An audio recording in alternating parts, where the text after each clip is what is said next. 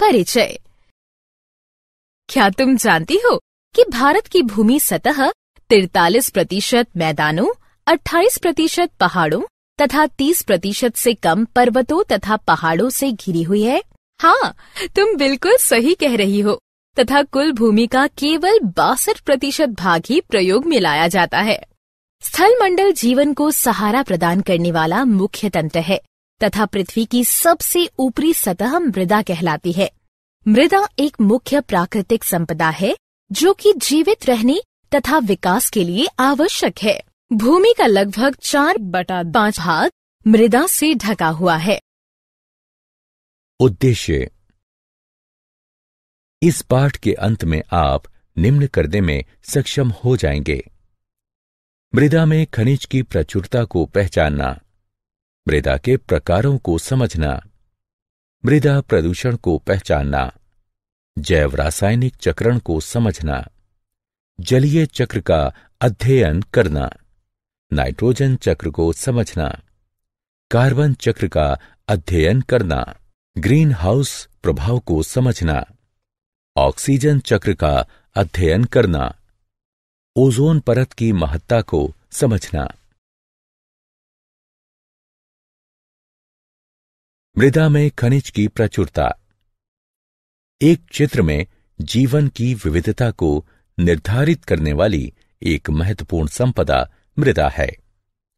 पृथ्वी की सबसे बाहरी परत को भूपृष्ठ कहा जाता है और इस परत में पाए जाने वाले खनिज जीवों को विभिन्न प्रकार के पालन पोषण करने वाले तत्व प्रदान करते हैं। लेकिन यदि ये खनिज बड़े पत्थरों के साथ संलग्न होते हैं तो ये जीवों के लिए उपलब्ध नहीं होंगे। हजारों और लाखों वर्षों के लंबे समयांतराल में पृथ्वी की सतह या उसके समीप पाए जाने वाले पत्थर विभिन्न प्रकार के भौतिक, रासायनिक और कुछ जैव प्रक्रमों के द्वारा टूट जाते हैं। टूटने के बाद सबसे अंत में बचा महीन कण मृदा है। वे कारक या प्रक्रियाएं जिनसे मृदा बनती है निम्न हैं। सूर्य दिन के समय पत्थर को गर्म कर देता है जिससे वे प्रसारित हो जाते हैं। रात के समय ये पत्थर ठंडे होते हैं और संकुचित हो जाते हैं क्योंकि पत्थर का प्रत्येक भाग असमान रूप से प्रसारित तथा संकुचित होता है। ऐसा बार बार होने पर पत्थर में दरार आ जाती है तथा अंत में ये बड़े पत्थर टूटकर छोटे छोटे टुकड़ों में विभाजित हो जाते हैं। जल मृदा के निर्माण में दो प्रकार से सहायता करता है। पहला, सूर्य के ताप से बने पत्थरों की दरार में जल जा सकता है।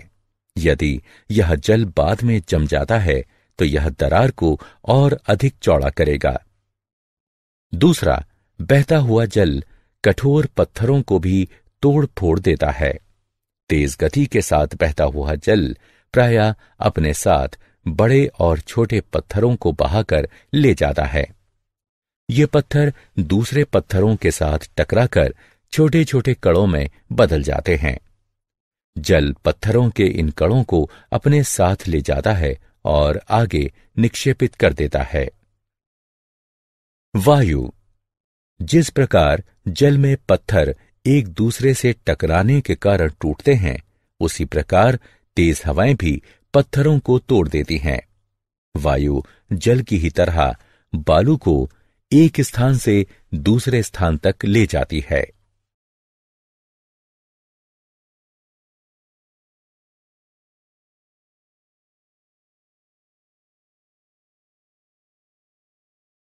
मृदा के प्रकार तथा भूमि प्रदूषण। मृदा एक मिश्रण है। इसमें विभिन्न आकार के छोटे छोटे टुकड़े मिले होते हैं। इसमें सड़े गले जीवों के टुकड़े भी मिले होते हैं जिसे ह्यूमस कहा जाता है। इसके अतिरिक्त मिट्टी में विभिन्न प्रकार के सूक्ष्म जीव भी मिले होते हैं। मृदा के प्रकार का निर्णय उसमें पाए जाने वाले कणों के औसत आकार द्वारा निर्धारित किया जाता है। मृदा के गुण को उसमें स्थित ह्यूमस की मात्रा और पाए जाने वाले सूक्ष्म जीवों के आधार पर निर्धारित किया जाता है। मृदा की संरचना का मुख्य कारक ह्यूमस है, क्योंकि यह मृदा को सरंध्र बनाता है और वायु तथा जल को भूमि के अंदर जाने में सहायक होता है। खनिज पोषक तत्व जो उस मृदा में पाए जाते हैं वह उन पत्थरों पर निर्भर करते हैं जिससे मृदा बनी है। किस मृदा पर कौन सा पौधा होगा, यह इस पर निर्भर करता है कि उस मृदा में पोषक तत्व कितने हैं, ह्यूमस की मात्रा कितनी है और उसकी गहराई क्या है। इस प्रकार मृदा की ऊपरी परत में, जिसमें मृदा के कणों के अतिरिक्त ह्यूमस और सजीव स्थित होते हैं, उसे ऊपरी मृदा कहा जाता है। ऊपरी मृदा की गुणवत्ता एक महत्वपूर्ण कारक है जो उस क्षेत्र की जैविक विविधता को निर्धारित करती है। आधुनिक खेती में कीटनाशकों और उर्वरकों का बहुत बड़ी मात्रा में प्रयोग हो रहा है। लंबे समय तक इन पदार्थों का उपयोग करने से मृदा के सूक्ष्मजीव मृत हो जाते हैं और मृदा की संरचना को नष्ट कर सकते हैं, जो कि मृदा के पोषक तत्वों का पुनः चक्रण करते हैं। ह्यूमस बनाने में सहायक भूमि में स्थित केंचुओं को भी ये समाप्त कर सकते हैं। अगर संपोषणीय खेती नहीं की जाए तो उपजाऊ मृदा जल्द बंजर भूमि में परिवर्तित हो सकती है। उपयोगी घटकों का मृदा से हटना और दूसरे हानिकारक पदार्थों का मृदा में मिलना, जो कि मृदा की उर्वरता को प्रभावित करते हैं और उसमें स्थित जैविक विविधता को नष्ट कर देते हैं, इसे भूमि प्रदूषण कहते हैं। मृदा के महीन कण प्रवाहित वायु या जल के साथ भी स्थानांतरित हो सकते हैं। मृदा के समस्त कणों के स्थानांतरित हो जाने पर कठोर पत्थर बाहर आ जाता है। इस प्रक्रिया में एक महत्वपूर्ण संपदा की हानि हो जाती है, क्योंकि पत्थर पर उर्वरता नगण्य होती है। इस प्रक्रिया को मृदा यानी भूमि का अपरदन कहते हैं। पौधों की जड़ें मृदा यानी भूमि के अपरदन को रोकने में महत्वपूर्ण भूमिका निभाती हैं। सतह पर पाई जाने वाली वनस्पतियां जल को गहरी परतों के अंदर ले जाने में भी महत्वपूर्ण भूमिका निभाती हैं। जैव रासायनिक चक्रण। जैव रासायनिक चक्रण ऐसे चक्रीय मार्ग हैं जिनके द्वारा रासायनिक तत्व यानी घटक पर्यावरण से जीवों में आते हैं तथा पुनः जीवों से पर्यावरण में वापस आ जाते हैं। जैव रासायनिक चक्रण इसलिए आवश्यक है क्योंकि इन तत्वों के संदर्भ में पृथ्वी तथा उसका पर्यावरण बंद तंत्र कहलाता है तथा इन तत्वों का पृथ्वी से बाहर कोई भी बहाव नहीं होता तथा उनकी मात्राएं सीमित होती हैं। जैव रासायनिक चक्रण मुख्यतः दो प्रकार का होता है, गैसीय चक्रण और अवसाद चक्रण। जलीय चक्र। हम जानते हैं कि जलीय भागों से जल के वाष्पीकरण और फिर उस जल वाष्प के संघनित होने के कारण वर्षा होती है, लेकिन इस लगातार संघनन प्रक्रिया के बाद भी हमने समुद्रों और महासागरों को सूखते हुए कभी नहीं देखा है। इसलिए हमारे मस्तिष्क में यह प्रश्न उठता है कि किस प्रकार यह जल इन जलीय भागों में वापस आ जाता है। इस प्रश्न का उत्तर यह है कि पूरी प्रक्रिया को, जिसके द्वारा जल जलवाष्प बनता है और वर्षा के रूप में सतह पर गिरता है और फिर नदियों के द्वारा समुद्र में पहुंच जाता है, इसे ही जलीय चक्र कहते हैं। ये सारा जल जो पृथ्वी पर गिरता है तुरंत समुद्र में वापस नहीं चला जाता है। इनमें से कुछ मृदा द्वारा सोख लिया जाता है तथा भूजल का कुछ हिस्सा बन जाता है।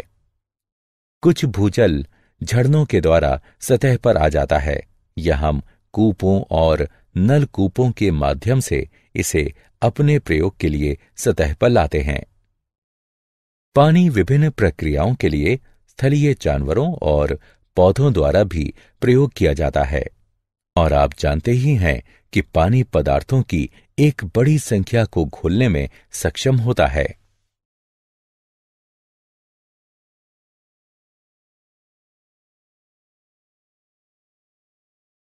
नाइट्रोजन चक्र।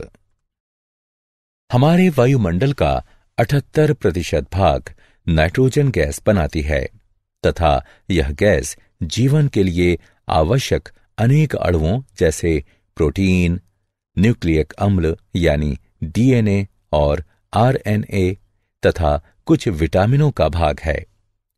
नाइट्रोजन एल्केलाइड तथा यूरिया में भी पाई जाती है। नाइट्रोजन सभी जीव रूपों के लिए एक आवश्यक पोषक है। यद्यपि कुछ प्रकार के जीवाणु यानी बैक्टीरिया को छोड़कर दूसरे जीव रूप निष्क्रिय नाइट्रोजन परमाणुओं को नाइट्रेट्स तथा नाइट्राइट्स जैसे दूसरे आवश्यक अणुओं में बदलने में सक्षम नहीं हैं।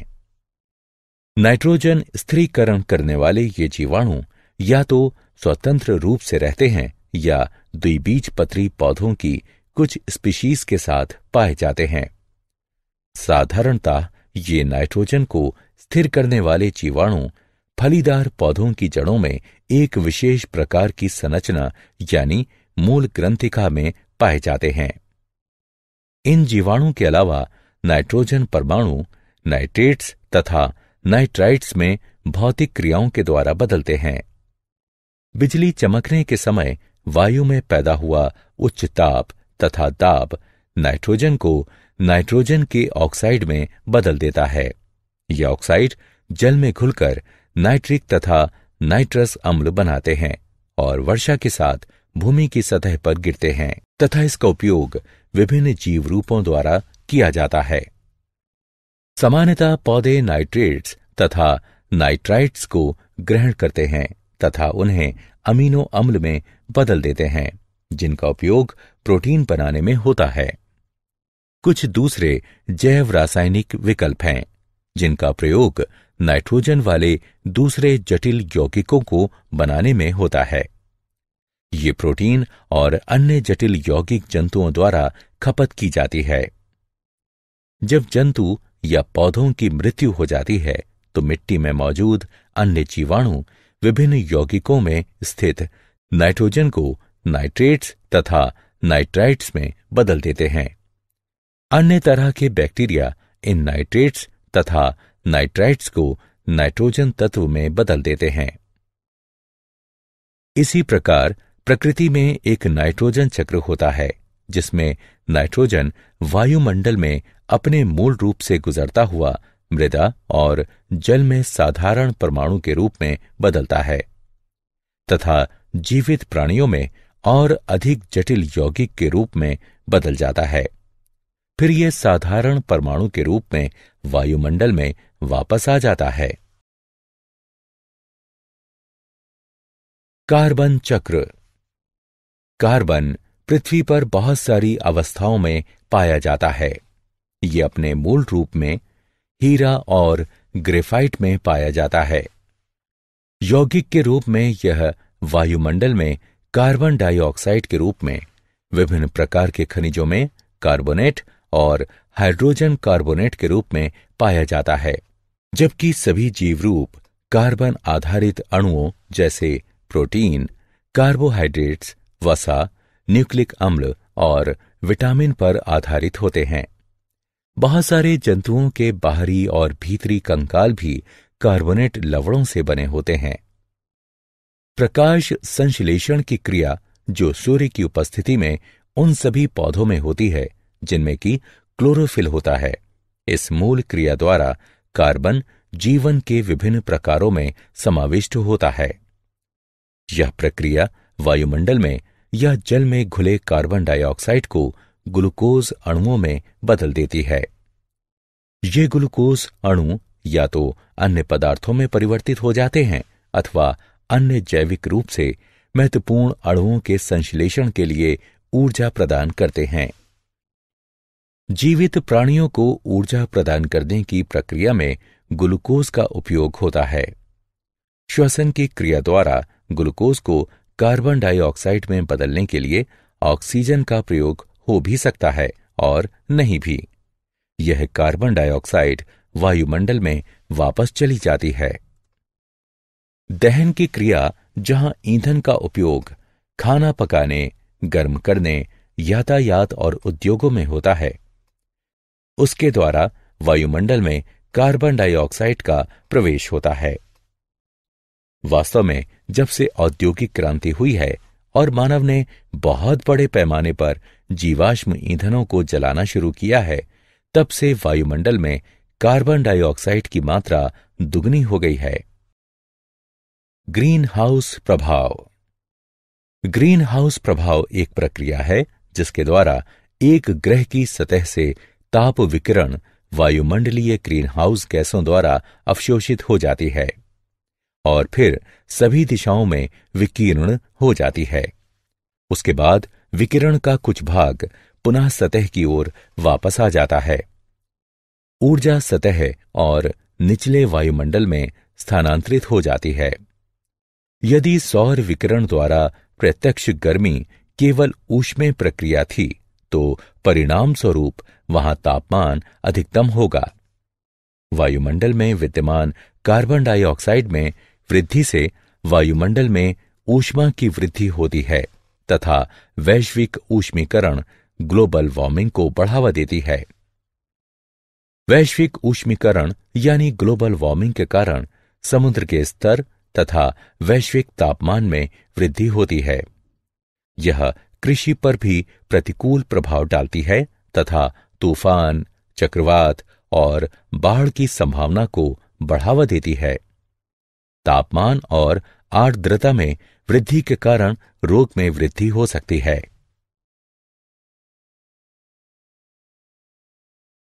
ऑक्सीजन चक्र। ऑक्सीजन की मात्रा मूल रूप में वायुमंडल में लगभग 21% है। यह बड़े पैमाने पर पृथ्वी के पटल में यौगिक के रूप में तथा वायु में कार्बन डाइऑक्साइड के रूप में भी पाई जाती है। पृथ्वी के पटल में यह धातुओं तथा सिलिकॉन के ऑक्साइडों के रूप में पाई जाती है।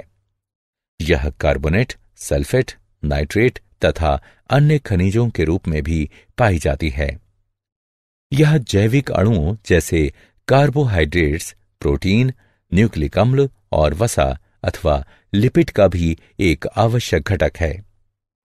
ऑक्सीजन चक्र वायुमंडल में ऑक्सीजन की मात्रा को संतुलित रखता है। वायुमंडल में ऑक्सीजन का उपयोग 3 प्रक्रियाओं में होता है, जिनके नाम हैं श्वसन, दहन तथा नाइट्रोजन के ऑक्साइड के निर्माण में। केवल एक प्रमुख प्रक्रिया द्वारा ही ऑक्सीजन पुनः वातावरण में लाई जाती है। वह प्रक्रिया प्रकाश संश्लेषण है। ओजोन परत। ऑक्सीजन सामान्यतः एक द्विपरमाणविक अणु के रूप में पाई जाती है। यद्यपि वायुमंडल के ऊपरी भाग में ऑक्सीजन के 3 परमाणु वाले अणु भी पाए जाते हैं। इसका सूत्र O3 होता है तथा इसे ओजोन कहते हैं। ऑक्सीजन के सामान्य द्विपरमाणविक अणु के विपरीत ओजोन विषैला होता है। हम भाग्यशाली हैं कि ओजोन पृथ्वी की सतह के नजदीक स्थिर नहीं रह पाता है। यह सूर्य से आने वाले हानिकारक विकिरणों को अवशोषित करती है। इस प्रकार ये उन हानिकारक विकिरणों को पृथ्वी की सतह पर पहुंचने से रोकती है, जो कि कई जीव रूपों को हानि पहुंचा सकते हैं। हाल ही में ये पता चला है कि ओजोन परत का ह्रास होता जा रहा है। मनुष्य के द्वारा बनाए गए विभिन्न प्रकार के यौगिक जैसे क्लोरोफ्लोरोकार्बन यानी CFC वायुमंडल में स्थित अवस्था में उपस्थित हो जाते हैं। CFC यानी क्लोरीन तथा फ्लोरीन युक्त कार्बन यौगिक है। ये बहुत स्थायी होते हैं तथा किसी जैव प्रक्रिया द्वारा भी विघटित नहीं होते हैं। एक बार जब वे ओजोन परत के समीप पहुंचते हैं, वे ओजोन अणुओं के साथ प्रतिक्रिया करते हैं। इसके परिणाम स्वरूप ओजोन की परत में कमी आई और हाल ही में अंटार्कटिका के ऊपर ओजोन परत में छिद्र पाया गया।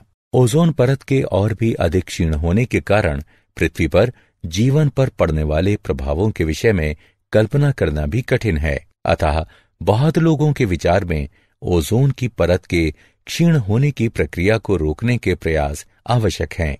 अतः लोगों को ओजोन परत के भविष्य में होने वाले क्षय को रोकने के लिए प्रतिबद्ध होना चाहिए। क्या आप जानते हैं, पिछले कुछ दशकों से प्रत्येक वर्ष दक्षिणी हेमिस्फीयर शीत के दौरान क्लोरीन तथा ब्रोमीन की रासायनिक अभिक्रियाओं से दक्षिणी ध्रुवीय भाग में ओजोन परत का क्षय काफी तेजी से हो रहा है। इस क्षय वाले भाग को ओजोन छिद्र कहते हैं। ओजोन छिद्र का आकार नक्शे के कुल ओजोन कॉलम को मापकर किया जाता है।